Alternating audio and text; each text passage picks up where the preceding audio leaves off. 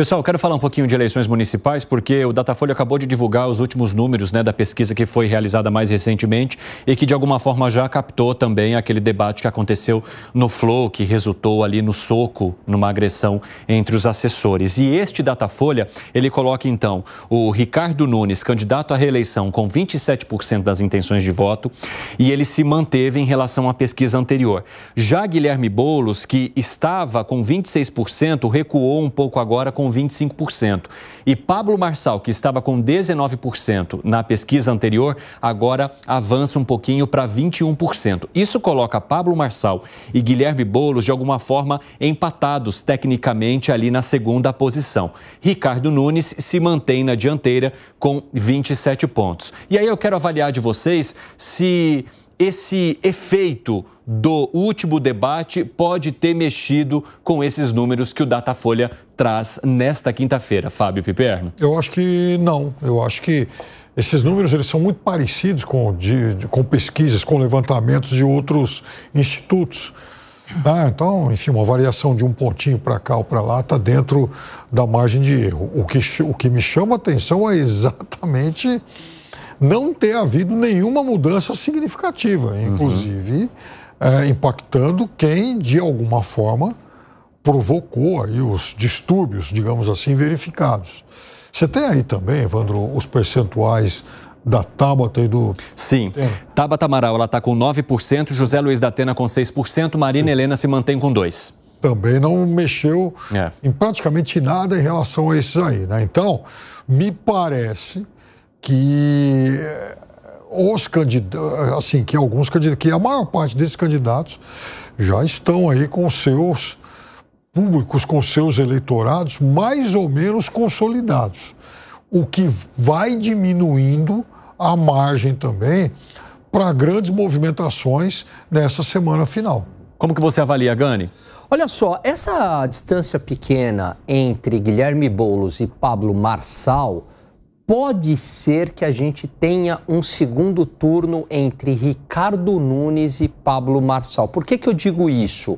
Porque eu acredito que o voto envergonhado, ele está mais para o Pablo Marçal do que para o Guilherme Boulos. Então, essa pequena diferença, de alguma forma, favorece o Pablo Marçal, porque tem algumas pessoas que têm aquele voto envergonhado, E ali na última hora acaba votando no Pablo Marçal. Então, não acho improvável um segundo turno entre a centro-direita e a direita aí identificada com Pablo Marçal. Algo que no início da eleição a gente achava improvável, Fatalmente acreditava-se que Guilherme Boulos estaria no segundo turno com um outro candidato de centro ou centro-direita. Esse cenário hoje, ele de direita versus centro-direita, ele já é mais factível.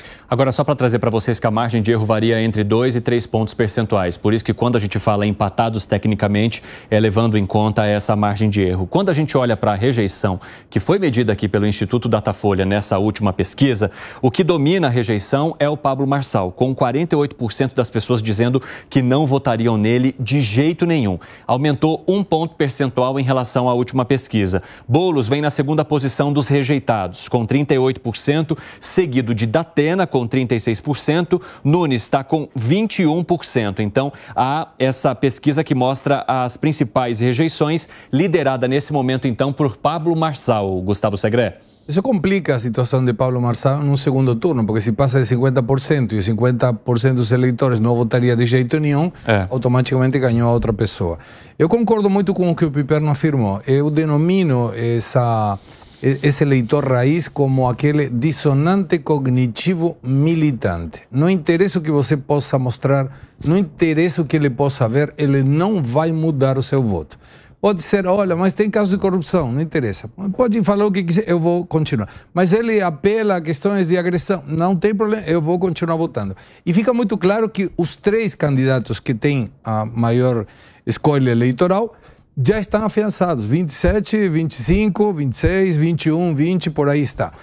Devemos lembrar sempre, Evandro, que a gente sempre considera essa margem de erro sempre para dentro, ou seja, no caso de Nunes caindo, ou Boulos caindo, no caso de Marçal crescendo. Mas o Murilo, de Paraná Pesquisas, explicou a sexta-feira passada que isso também aplica para fora.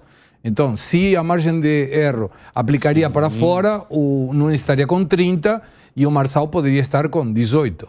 Então, é uma questão que também devemos avaliar. Isso não quer dizer que vai ser desse jeito, mas a margem de erro está feita para isso. Só que a gente sempre tende a juntar os candidatos e não afastar os candidatos. Exatamente. O curioso é, não interessa, agora vai ter debates, não deve mudar muita coisa. A única coisa que pode mudar, e que, de novo, o Murilo nos explicou muito bem, essa questão do voto útil. Quando a gente soma Datena, Tabata e Marina, a gente observa que está muito perto desses 15% que o Murilo, de Paraná Pesquisa, nos explicava como sendo um limite para migrar para o voto útil. Porque ninguém quer apostar naquele que pode perder.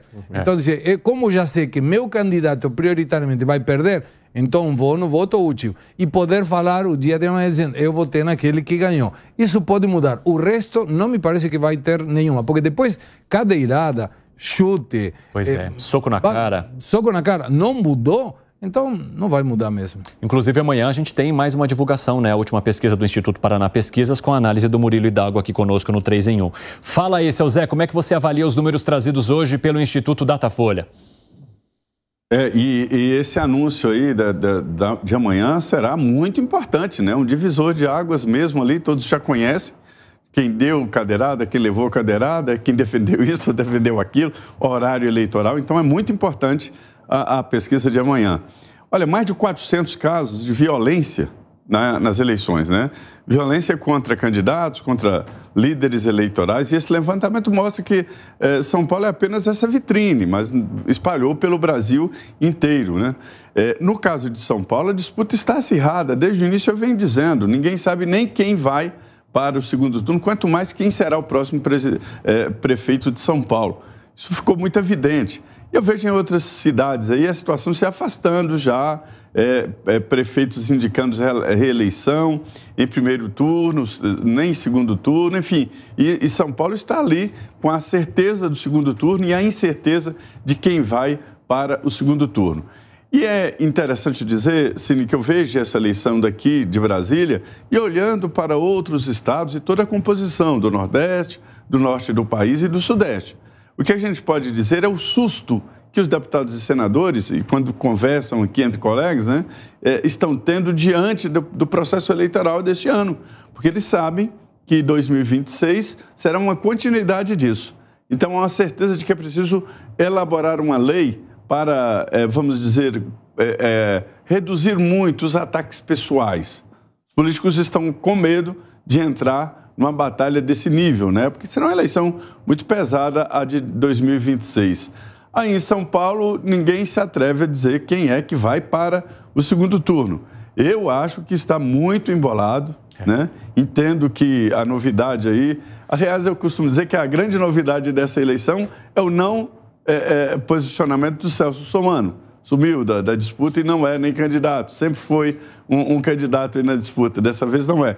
E a outra novidade, né, é a Tabata. A Tabata está crescendo, está crescendo.